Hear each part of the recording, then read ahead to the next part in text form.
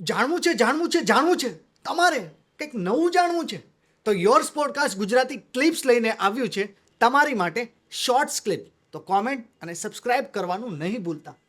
Destruction four Gen Z શું કહેવા માંગો? અત્યારે ઝેન્ઝીનું ડિસ્ટ્રેક્શન 99% છે ને આલ્કોહોલ, ગાંજા ને આ બધી વસ્તુમાં વધારે છે. એને એવું છે કે આ જે મારી લાઈફ છે ને એ લાઈફ હું અગર પાર્ટી કરીશ ને તો હું બહુ સારો, કે મારી પાસે પૈસાવાળા ને એવી રીતના અગર હું પાર્ટી કરું ને આ બધું કરું ને તો હું બહુ સારો. એનું ડિસ્ટ્રેક્શન આ બધા છે.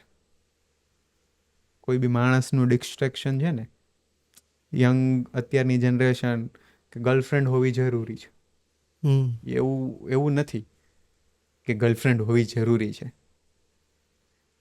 તમે કોઈ પર્ટિક્યુલર માણસને કે ગર્લફ્રેન્ડને એવો પાર્ટને એવો બનાવો કે જે તમને હાર્મ ના કરે, જે તમને પુશ કરે કે તું આ નહીં કરીશ ને તો તું મારા ઘરે એન્ટર નહીં કરી શકીશ.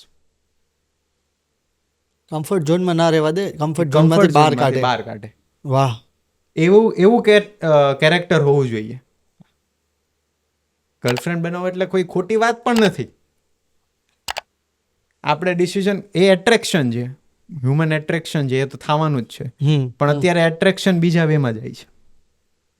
એકની જગ્યાએ 10 ગર્લફ્રેન્ડ હોય અને રોજ એને પાર્ટી કરવી હોય, રોજ એને ગાંજા ફૂંકવું હોય, એડિક્શન હોય. આ બધા ડિસ્ટ્રેક્શન છે. એ લોકોને એમ થાય કે હું ગાંજો પીશ ને એટલે મારું માઇન્ડ સ્ટ્રોંગ થશે, ડોપામીન વધશે. ક્રિએટિવ. હા, લવ પણ ડોપામીન જ છે. લવ અહીંયાથી નથી થતો, એ ડોપામીન જ છે.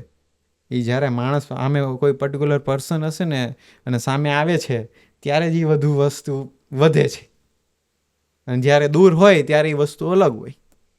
તમે જેમ સિગરેટ પીવો, જેમ ગાંજો પીવો, એનાથી શું વધે? તમારું ડોપામીન જ વધે છે. તો શું મારે આ વસ્તુ નથી કરવાની? ડોપામાઇન એમના સુકાઈ જાય છે ત્યારે? નથી કરવાની એટલે એ ડિસ્ટ્રેક્શન ન હોવું જોઈએ. નહીં કરવું જોઈએ એ સાચી વાત છે.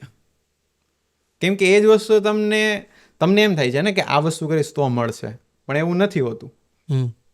આ વસ્તુ કરશી તો એ નહીં મળે, હાવ નહીં મળે.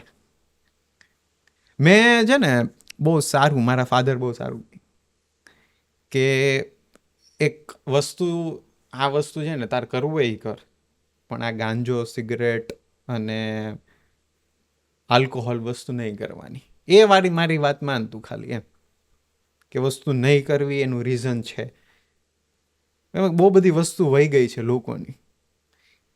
એક તમને એમ લાગતું હોય કે એક સમય સુધી મારા પર કંટ્રોલ છે, પછી એક કંટ્રોલ તમે ગુમાવી દો. અને કંટ્રોલ તમે ગુમાવી દો ને એટલે પછી તમારું એ બધી વસ્તુ કોઈ દિવસ તમે એમાંથી બહાર ના નીકળી શકો. અને 99% લોકો એમાં જ વયા ગયા છે. તમે કદાચ પાસ્ટ કોઈના પણ રિવ્યુઝ જોશો ને તો એમાં જ વયા ગયા. એટલે એનાથી સારી વસ્તુ બહુ બધી છે. મેડિટેશન કરો,